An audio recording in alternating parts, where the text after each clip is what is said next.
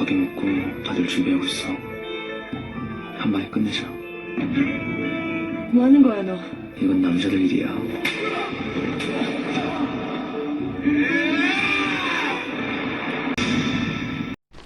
(2020년 10월 14일) 모텔방에서 한구의 시신이 발견됐습니다.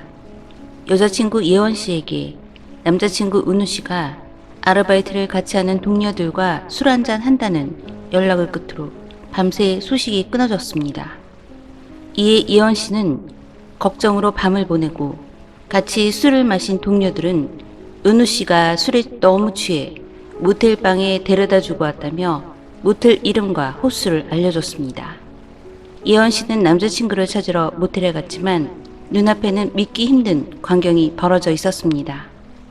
모텔 방 안에 은우씨가 숨진 채 누워 있었는데 예원씨는 술에 취한 상태에서 벌어진 돌연사나 사고사라고 생각했으나 숨진 은우씨의 두개골에서 심상치 않은 상처를 발견했습니다.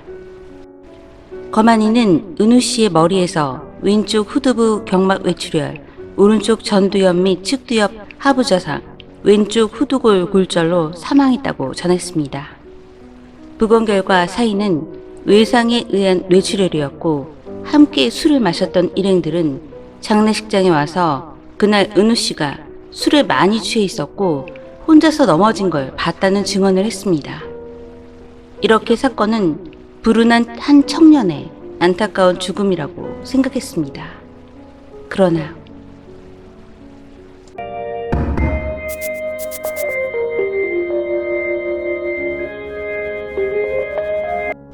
안녕하세요. 저는 미스테리한 사건과 사고를 전하는 콜드케이스 크리스비입니다. 그런데 사건을 수사하던 경찰이 확보한 CCTV 영상을 보게 됐습니다. 영상에는 예상치 못한 그날의 진실이 담겨 있었는데 은우씨가 사망하기 전 누군가에게 폭행을 당하고 실랑이를 벌이다 상대방이 밀쳐서 땅에 쓰러지는 모습이 담겨 있었습니다. 그들은 전날 함께 술을 마신 일행 중 한 명인 양씨였고 장례식장에 와서 5명의 일행들과 입을 맞춰 거짓말을 했던 것입니다. 술자리는 그날 저녁 7시경부터 시작됐는데 2차까지 이어지고 밤 11시 30분경부터 사소한 실랑이를 벌이다가 은우씨가 양씨에 의해 멱살이 잡히고 밀쳐 넘어졌습니다. 그런데 그 자리에 함께 있던 일행들은 의식을 잃은 듯 힘없이 쓰러진 은우씨를 20여 분 거리에 방치하더니 이후 힘없이 늘어진 그를 모텔로 옮겼습니다.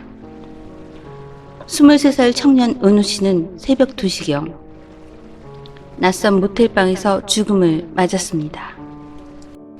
이후 사망한 은우씨가 결혼할 여자친구의 친동생, 즉 은우씨 누나의 남자친구가 은우씨에 대한 얘기를 온라인 커뮤니티 보배드림에 이 사건에 대한 이야기를 올렸습니다. 그는 제 여자친구의 친동생이 억울하게 죽었습니다. 도와주세요. 라는 글을 올렸습니다. 그는 게시글에 2020년 10월 15일 동생은 동료와 동료의 지인 등 5명과 함께 술을 마시다가 폭행을 당했습니다. 가해자 측 주장에 따르면 가해자는 동생이 자신에게 언성을 높이고 반말을 한 게 기분이 나쁘다는 이유로 한 차례 발로 찼고 이후 동생이 자리를 피하려고 뒷걸음질을 하는 중 가해자가 동생의 멱살을 잡고 강한 힘을 가해 넘어뜨렸습니다. 라고 주장했습니다. 또한 게시자는 동생은 뒤로 넘어지면서 머리에 상처를 입고 곧바로 의식을 잃었는데 폭행을 가한 가해자와 일행 4명은 동생을 일으켜 세웠다가 곧바로 뒤로 넘어지는 걸 확인하고도 25분 동안 아스팔트 바닥에 방치했습니다. 이들은 병원 대신 근처 모텔로 동생을 들고 옮겼고 이후 40분 동안 모텔방에서 머문 뒤 0시 45분쯤 모텔방에서 나와 도주했습니다. 라고 설명했습니다. 게시자는 다음날 일행 중 한 명으로부터 모텔 위치를 알게 된 동생 여자친구가 모텔에서 죽어있는 동생을 발견했습니다. 동생은 차가운 모텔 바닥에 누워있었고 현장에는 다수가 피운 것으로 보이는 담배꽁초도 있었습니다.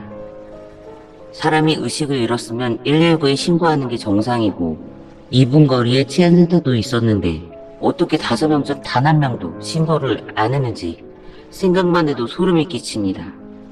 장례식 도중 사건의 내막을 알고 나서 온 가족은 삶이 부서지는 것 같았고 차가운 모텔방 바닥에 눕혀진 채 가해자들 옆에서 죽어갔을 동생을 생각하면 온몸이 다 찢겨나가는 기분입니다.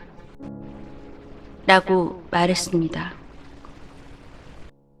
이후 부산진 경찰서는 보배드림에 올라온 글로 인해 뒤늦게 여론이 악화되자 사건을 처음부터 재검토하고 구속영장 재청구를 고려하겠다고 했습니다.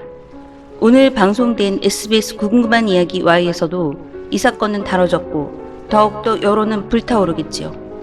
사람이 사망하고 일방적 진술이 난무하는 상황에서 피해자 측의 입장을 전혀 고려하지 않는 수사 행태였습니다. 이 사건은 가해자들은 장례식장에서도 참석하고 거짓말까지 하면서 피해자 가족과 여자친구를 기만했습니다. 앞으로 은우 씨를 살해하고 은폐했던 이들이 모두 경찰의 수사를 제대로 받아서 처벌을 받기를 바랍니다. 여러분의 생각이 궁금합니다. 저는 콜드케이스 크리스비였습니다. 시청해주셔서 감사합니다.